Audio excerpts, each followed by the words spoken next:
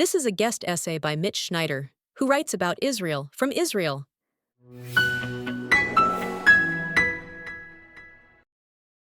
In July 2021, Ben& Jerry's announced that it would no longer allow its products to be sold in Israeli settlements in the West Bank and East Jerusalem. The company insisted this was not a boycott of Israel itself, only of territory beyond the Green Line. That distinction sounded tidy on paper, but it collapsed in practice. Ben& Jerry's had operated in Israel since 1987 through a single licensed manufacturer, and that licensing arrangement did not permit geographic carve-outs. Either the brand was sold in Israel or it wasn't. The announcement therefore functioned as a de facto boycott of Israel under the Ben& Jerry's name, regardless of how carefully the press release was worded. The response was immediate and consequential. U.S. states with anti-BDS statutes began divesting public pension funds from Unilever, Ben& Jerry's parent company, even though Unilever itself had not authorized the political decision. Israeli officials condemned the move, and Jewish organizations across the political spectrum criticized it as discriminatory and historically tone-deaf. What had been framed as a moral gesture quickly became a corporate, legal, and financial liability with real costs. In June 2022, Unilever ended the standoff. It sold the Ben& Jerry's Israel business and the trademark rights to the existing Israeli licensee, granting that company full authority to manufacture and sell Ben& Jerry's ice cream throughout Israel and the West Bank, including the areas Ben& Jerry's had claimed were off-limits. Ben& Jerry's corporate board objected and sued Unilever, but the court sided with the parent company. The episode made one thing unmistakably clear. Unilever, not the activist board, controlled commercial reality. As a result, the ban no longer exists. Ben& Jerry's ice cream is sold in Israel today, including in the very places that were supposedly barred in 2021. The episode ended not with a principled stand, but with a quiet reversal driven by law, markets, and corporate authority. What remains is not a boycott, but a brief and failed attempt at performative politics that could not survive contact with reality. The company's official statement claimed the decision was not a boycott of Israel as a country, and not an endorsement of the broader boycott, divestment, and sanctions movement. The intention, it said, was merely to end sales in what it called occupied territories, while continuing sales within Israel's internationally recognized borders. The statement wrapped this decision in moral sanctimony, asserting that operating in an internationally recognized illegal occupation conflicted with the brand's values. However, that phrase, occupied territories, is not a legal term. It is a slogan propagated by ignorant anti-Israel people and institutions. The legal status of the territory is disputed, unresolved, and explicitly designated as such by binding agreements. For example, UN Resolution 242, the Oslo Accords. At most, the phrase reflects the assertions of certain international bodies, NGOs, and activists who repeat it until repetition is mistaken for fact. Thus, the phrase occupied territories is not law, not history, and not an honest description of reality. It is a propaganda shorthand, manufactured, repeated, and laundered through the mouths of bureaucrats, journalists, and activists who either do not know better or do not care. No court has ever ruled Judea and Samaria to be occupied Palestinian land, because there was no Palestinian sovereign to occupy, and Jordan's prior presence was itself illegal and barely recognized. From 1949 to 1967, Jordan's control of the so-called West Bank was widely understood by both the Arab League and the United Nations as military occupation followed by unlawful annexation. The term gained traction only after 1967, incubated inside parts of the UN system, hardened through mindless repetition, and eventually weaponized by people who treat slogans as substitutes for thought. It deliberately ignores the intentional ambiguity of UN Resolution 242, erases Jordan's illegal annexation, misapplies the Geneva Conventions, and retroactively invents a sovereignty that never existed. Calling Judea and Samaria occupied territories is not analysis. It is narrative malpractice, a reliable signal that the speaker has outsourced thinking to press releases and activist talking points. Activists and NGOs love to shout occupation law while quietly skipping its threshold requirement. Occupation law applies only when territory is taken from another lawful sovereign, a high contracting party. In 1967, there was no State of Palestine, and there was no legally recognized Jordanian title. That makes the legal status disputed, not automatically occupied. Even serious international lawyers who are hostile to Israel acknowledge this, though usually sotto voce. Serious law demands precision, context, and humility. Slogans demand none of these.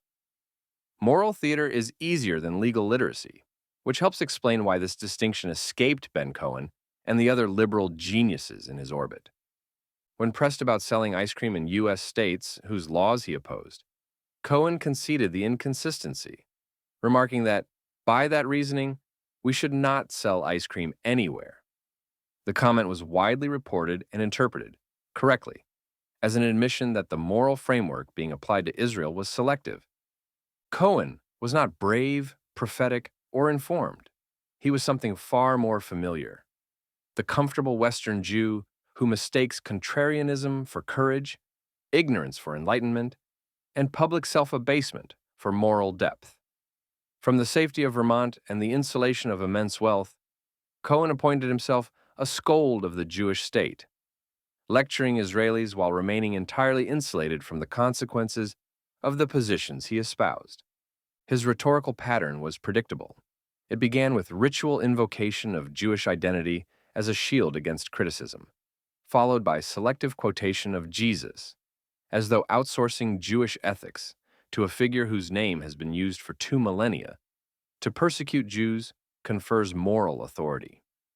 This is particularly absurd because every moral principle Cohen gestures toward is explicit in the Torah and in classical Jewish teaching, articulated decades earlier than Jesus by figures such as the sage Hillel the Elder. When a Jew cites Jesus to scold other Jews about sovereignty and self-defense, it is not interfaith dialogue or enlightened ethics. It is historical illiteracy, repackaged as virtue and a willful erasure of Judaism's own moral tradition. What Cohen fails to grasp is that Israel is not a thought experiment. It is a country confronting real enemies who have repeatedly stated their desire to erase it. Cohen's flirtation with BDS-style rhetoric rests on the obscene assumption that Israel exists in a vacuum, as though terrorism, incitement, and massacres like October 7th are abstractions, and Jewish self-defense is the original sin. In Cohen's telling, Palestinians possess no moral agency. Jihadist ideology is invisible, and Israeli restraint is endlessly demanded but never reciprocated. What is unbelievable and remarkably frustrating is that Ben and Jerry's sells ice cream directly or via its parent company, Unilever, in countries with records that make Israel look saintly by any serious human rights metric. These include China, mass detention of Uyghurs, forced labor, total censorship. Saudi Arabia, no free speech, no religious freedom, women historically treated as legal minors, dissidents murdered. Russia, political assassinations, invasion of sovereign neighbors, criminalization of dissent. And Iran, theocratic repression, executions, women beaten or killed for dress violations. In none of these cases did Ben and Jerry's suddenly discover a conscience, issue a press release, or declare that their values were incompatible with selling ice cream there. So when Ben and Jerry's singled out Israel, it wasn't ethics. It was selective moral theater. If so-called occupation or human rights were the real standard, their freezers would be empty across half the globe. The fact that only Israel triggered a boycott tells you everything you need to know about the integrity of the outrage. Cohen's sanctimony is enabled by distance, from Hebrew, from Israeli society, from Jewish history, as lived experience rather than abstraction. He speaks of occupation without grappling with the near century of Arab rejectionism that preceded 1967. He invokes human rights without acknowledging that Israel's enemies deny Jews any right to exist at all. And he treats Jewish power as inherently suspect, an idea with an ancient and ugly pedigree. There's something uniquely grating about a billionaire moralist who profits from a brand built on Jewish success while disowning Jewish survival. Cohen's wealth and platform were made possible in a post-Holocaust world that recognized Jewish sovereignty as a moral necessity.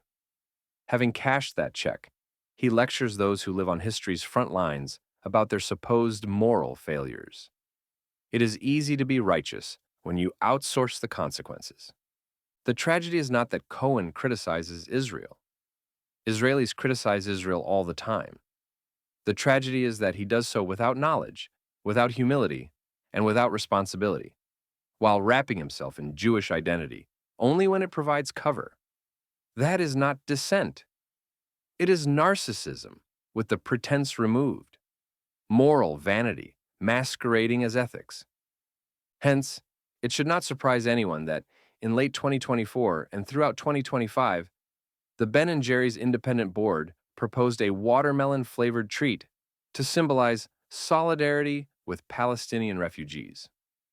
Utilizing the fruit's colors, red, green, black, and white, which mirror the Palestinian flag. Unilever reportedly vetoed the project, stating it was not the right time to invest in such a product, leading to accusations from the founders that the brand's activist voice was being muzzled. Refusing to let the idea die, Cohen launched the flavor independently in late 2025 under his separate activist label, Ben's Best. Through a crowdsourced campaign, people helped name and design the final product. Watermelon Sorbet for Peace, also nicknamed Freedom Fruit. In a social media video, Cohen said while blending watermelon in a bowl, "I'm making a watermelon-flavored ice cream that calls for permanent peace in Palestine. Palestinians are still living under occupation, still recovering from years of suffering. But you cannot build ethics on ignorance, no matter how tasty it may be."